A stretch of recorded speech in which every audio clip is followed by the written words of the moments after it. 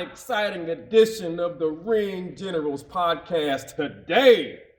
I am your host, special host, the Triple R superstar, America's Reverend, the chosen one, the blessed one. I am Reverend Ronnie Roberts, and our guest this evening, world famous, world traveled.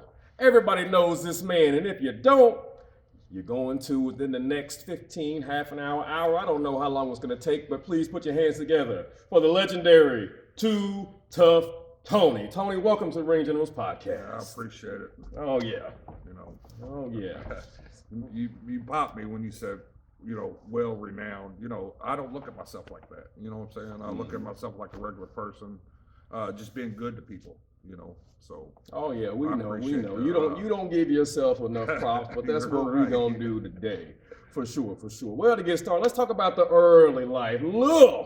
Talk about Tuff Tony real quick. Where you from, and tell us a little bit about your family life. Okay, I was born in Louisville, Kentucky. I was raised on Frankfort Avenue. That's in Crescent Hill area, and just an average kid, and I grew up watching Saturday morning wrestling, watch cartoons, and then you got to watch wrestling. Yeah, so yes, indeed. That was back in the 80s, probably about 79 when I first was introduced, 79 to 80, 81, somewhere in there, the wrestling. I'll be a frequent watcher of wrestling. So yeah. I got a brother and two sisters. My mom, my dad passed away, get ready to come up on the 1 year mark Friday. And, and a good family life, good environment, parents real strict. When the lights come on, you had to be home, I don't even, I don't even know what to say, man. I've had a good life. That's all right. You want to talk about childhood? It's. Well, let's delve back into it. I got specific questions for you. Like, coming up, watching cartoons. What was your favorite Saturday morning cartoon before wrestling? I would watch Great Bait. Okay, yeah. I would watch the Smurfs. I'd probably watch. Let's see, Fred Flintstone, the Flintstones. Yeah. Stuff like that. Not particularly one stands out to me. Okay. All right. It was just I was consuming all the cartoons. Just to be able to laugh and smile. Yeah, right on. And after cartoons ended, give us one or two or three guys who really made an impression on you in this wrestling ring. Oh well, number one for sure is Bruiser Brody. Jerry the King Lawler. You had superstar Bill Dundee. You had Tojo Yamamoto. Hot Stuff Eddie Gilbert. List goes on and on. The Fargos. Learn how to do the Fargo strut. Oh yeah. Now, is there a version of the Fargo strut? Is there tape for you somewhere doing the Fargo strut? 'Cause I love to find it. I don't know. Maybe back in the day, I might have tried it once or twice. Thought I was cool. Yeah. I came up with a version of it myself, so I understand. I did. All right. Now, sports-wise, us kids, I know you were an athlete. Yeah. Tell us, what did you play and what was your favorite? Well, I went to Atherton High School, just where all these other stars are coming out of nowadays. Mm-hmm. You got Jack Harlow, you got Billy Starks, I went to the same high school. He started it all, folks. Tuff Tony started it all. I played football there. I played baseball. I was going to wrestle until you had to wear all the tight stuff. But I would still go train with them though. Football season, they make you go train with the wrestlers and stuff. But football, baseball was my main thing. Okay.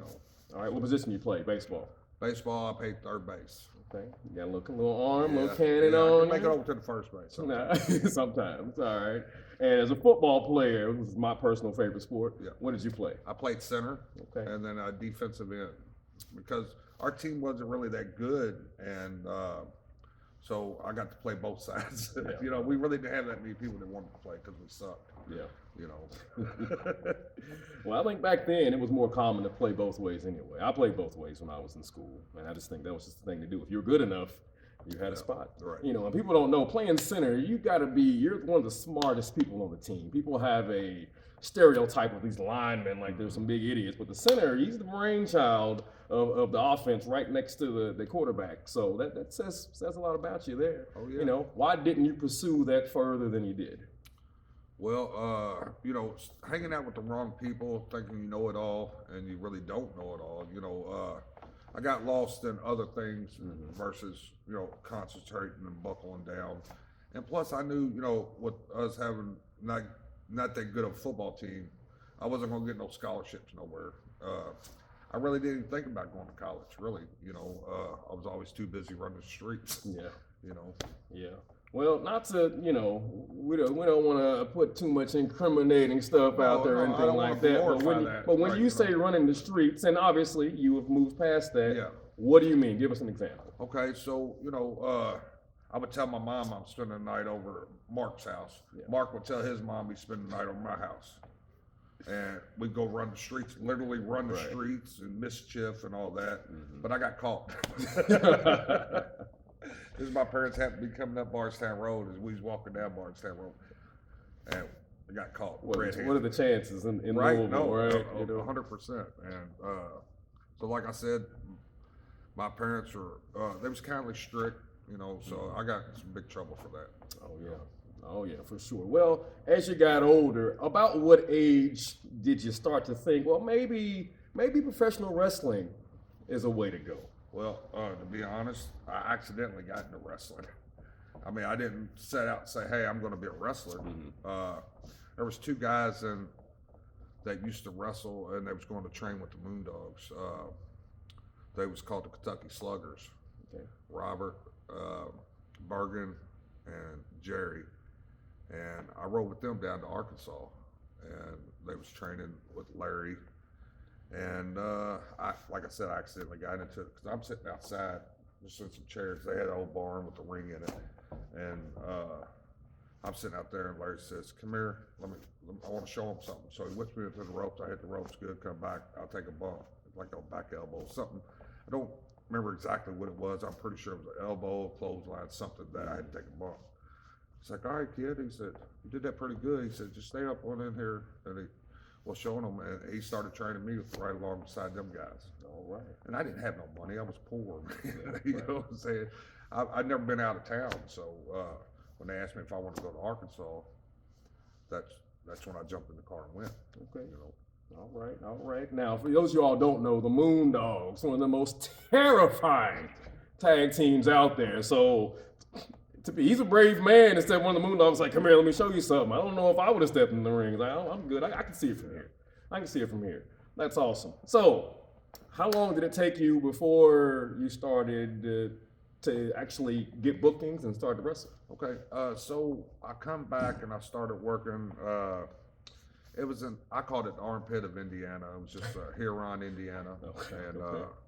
You know, it was those are in Huron, you know, sorry, he feels differently these days. Back then, they helped me mold who I was, but you know, I started wrestling there, getting just little side bookings. I was doing battle royals and just jobber positions, and went from there. I started with BBW and Bad to the Bone Wrestling. Joe Bailey, God rest his soul, father of J.C. Bailey, may rest his soul too. You know, and I started working for Joe, setting up the rings, carrying stuff. We'd be down to Cynthiana or Bardstown. You know, Joe would go out and promote, and I started getting better knowledge. And then all of a sudden, he booked this guy, Bull Payne. Okay, and Bull Payne, you was talking about the Moondogs. yeah. I mean, Moondogs didn't scare me. Bull Payne scared me, you know. And Bull Payne took me under his wing, man, you know. And I was stupid enough to raise my hand when somebody, Joe, would come back and say, "All right, I need somebody to work Bull Payne." And I'd look around, and everybody's just going, you know, start mess with their bag or something. And I was like, "All right, you know, I'll work Bull Payne." Yeah. And Bull beat my ass. You know what I'm saying? So he taught me the right way, and you know, But let's dive into that a little bit. Why did he beat you up a little bit? Let's talk about the why. It wasn't just a mean guy wanting to beat you up. Right? No, not at all. He was teaching me, and I really didn't understand what he was doing. I was just taking my ass whooping. I'd come back and the following week for a show, and it'd be like, I want to work Tony. Yeah. You know, and you know, he was very scary. You know, and I understand why people didn't want to work, and you know, and he took me right under his wing and trying to think some bull pain. So anyway, when I would fuck up, can I say fuck up? Okay, when I would fuck up, he'd say, "All right, kid, time to go to school." That means I knew I was getting ready to get my ass whooped. Yeah. You know, and you know, and he taught me a whole lot doing that because I learned not to fuck up. You know what I'm saying? And, right on. You know, right on. And you know, these days it's a little different. You know, some young wrestlers may hear that story and be horrified by it. Right. But in our time, it's kind of how it was. Yeah, it's almost like, you know, parents whooping their kids. You know, you do something bad, you get whooped. Yeah. Lesson learned. Not gonna do that again. Right. Same concept. So it wasn't just abuse for abuse's sake. In this business, you have to be trusted. Yeah. We got to trust each other, and we got to trust each other with the whole business. If I'm trusting you with my body, I got to be able to trust you. Exactly. You're going to take care of me. Yeah. You know, and that was the thing with Bull. I think he got to where he trusted me. Yeah. He knew that, you know, I wasn't going to let nothing happen to him. He took very good care of me, even though it looked like he was killing me. Right. He might have a couple times. I think Larry came back to life, but you know, he beat me. You know, until I learned. Mm-hmm. You know, and I learned. You know, but you was talking about these kids nowadays. It's a new day, new age. Certainly. It's not back when we was kids. Mm-hmm. You know. Speaking of that, my first match was in Louisville Gardens. Okay, so I'm green, and I'm trying to win this money for real, right? Well, so was it a high stakes battle royal? Is that what it was? Yeah, something okay, like that. So it was a 2-ring. It had Sabu. Yeah, okay. Had Rob Van Dam. You know. And there's money on the line. Yeah. Right. So anyway, I was trying to win. You know, for real, because I could have used that money. So anyway, I got shit canned for real. Yeah. Because they was like, this kid ain't trying to leave. You know, and they put my ass up out of there, and I don't think they booked me after that. You know. But it just shows you a little bit of difference. Back then, we used the term smarten up. You didn't know. No, I didn't. You didn't know any better. No. You just knew, I'm in this battle roll, there's this amount of money. I need this bread. I'm trying to get this bread. Right. Absolutely. That's great. I kind of, in some ways, I wish the business still was kind of like that a little bit. Well, it's so busted open right now that everybody knows everything. You know, at least they think you got regular marks, you got smart marks, and then you got, you know what I'm saying? Yeah. So it's almost like I'm doing this interview. And I don't know whether to kayfabe it or not to kayfabe it. Oh, you know what no, but you see what I'm saying? Yeah, because it's swung a different way. It has. You know, it has. So. Absolutely. Well, you know, people are going to watch, and people are much more enlightened or hip to the business these days. But you know, doesn't mean they know everything. But let me go back to a little bit of your toughness, right? Because and people will attest, Bull Payne, real tough guy. Yeah. Super tough guy. He said scary. You didn't think the Moondogs was scary. You thought Bull Payne was scary. That says a lot about him, man. But before then, you thought about getting into boxing, yes? Yeah, I did. As a matter of fact, not even just think about it. You had a match. Well, that's where we're going back. That's where we're going back where I was poor and I wanted money. This dude like some money in front of me, you know. I worked this guy, Dwayne the Bull, and that was his name, Dwayne the Bull. I only know his last name. I just called him Dwayne the Bull because he, you know, he was like 10-0. I've never boxed a day in my life, okay? But when he says, "Hey, I'm gonna pay you $800 to fight this guy," and matter of fact, we fought over at the Grand over in Indiana. Okay. And I made the front page of the paper, but. Anyway, I didn't know nothing about boxing, but I was chasing that money, you know. And when Frank Ferris was the promoter's name, Jenny's Diner, which was a big restaurant on Frankfort Avenue that I used to live right across the street from. So I would go and mess with Frank. He's like, you know, being a promoter, you know, he's like, "Hey, man, You want to make some money? Right. Yeah. Didn't know that I was getting hook, line, and sinker in here to get killed on this guy, you know. Right.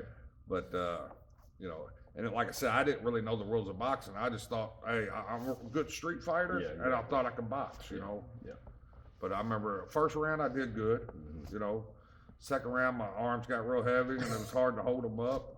So I'm just getting busted. He got me in the corner and started beating the hell out of me, right? So I watching wrestling, thought I could duck under the ropes, they'd back him up off of it, right? No, I got disqualified. Okay. So hey, at least you didn't get knocked out. Yeah, exactly. But the picture, when he hit me with that right and my face was like that, and slobber was coming out, I got the picture somewhere. That's the first page, the front page picture. That's the one. Yes. True story, man. True story. That's so good. That's so good. All right, but look, listen. If you all have never wrestled or really seen Tuff Tony up close, look at these hands. So you would think these big meat hooks. You would think that boxing might have been in his future anyway. You know. Now, I know you may not remember, but you know, give or take a few. What was your street fighting record? You know, I probably got whooped twice. Okay. You know, out of I'd say 30 fights. Yeah, that's pretty good. That is pretty good. One of them was my sister's jumped me. No, I'm joking.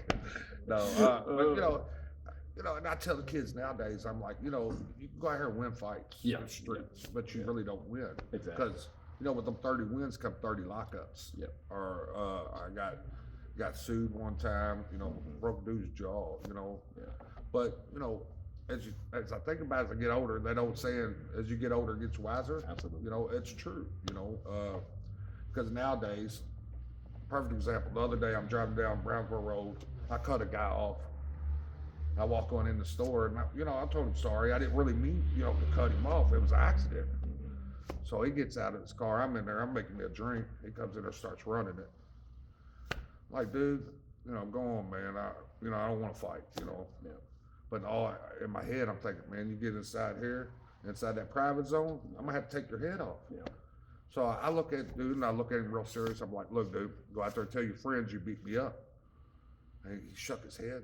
Just looked at me all stupid, turned around, said something, and walked out. It worked. Yeah. You know what I'm saying? I mean, I don't understand what he was trying to get at, you know? But I mean, he wanted to fight. He was that mad that he came in there and wanted to fight. I mean, I could have fought him, you know, but I use my brain nowadays. I don't use these. These hurt. Yes. You know exactly. It hurt you and the opponent. Yes. The opponent more, but there's nothing after you wake up the next day. It's like, man, you know. Yeah. So, but anyway, he left. And I smiled and went on out. You know, I won that one. Exactly. Without having to fight. Exactly. You know? It's amazing what we consider a win these days as opposed to what we used to consider a win. All right. Well, I'm going to move away from wrestling just to get back into wrestling just a little bit. Tell us about your family currently. Okay. Yeah. I got a girlfriend I've been with 30 years. Yeah. You know, at this point, I believe it's it's my wife. We call it wives, but you know, we're not married. I got 2 kids with her. I got my daughter's 24, Ariel, and my son's 9, AJ. And you know, I got a good family, man, and I'm very happy with what I got out with in life. You know. Yeah. And you know, people say, "Well, why didn't y'all get married?" I was like, you know, piece of paper. Yeah, you know what I'm saying. Exactly. So I can't quit. I can't get fired. I can't get a furlough. Can't get laid off. Right. Yeah. I'm stuck. I'm good. You know what I'm saying. So that's what's up. And I bring them up to talk about one, especially when Ariel, your daughter, when she was first born.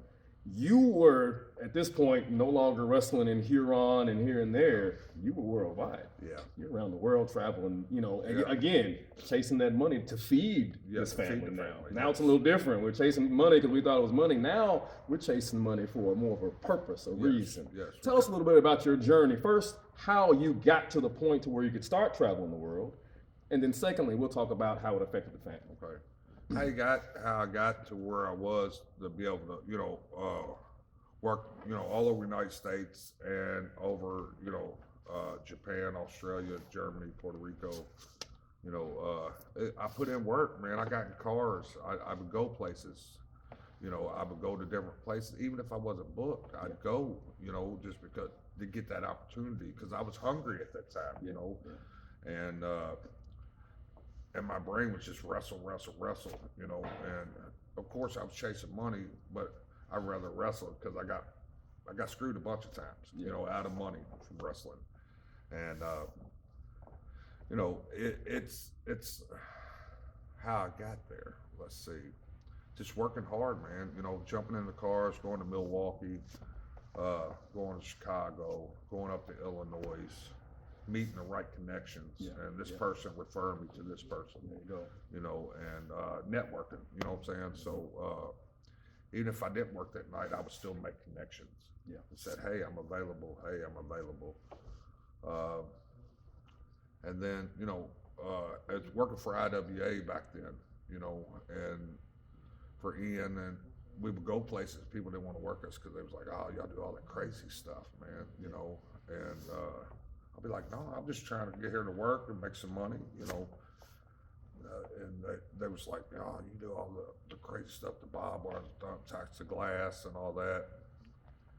And then I think when Japan came calling, I found my niche, you know what I'm saying? Yeah, exactly. I'm gonna pause you right there. For part one, there's gonna be a part two of this interview. We're gonna get into the literal blood and guts of the situation. To Tuff Tony, I'm Reverend Ronnie Roberts. We'll be back in part two.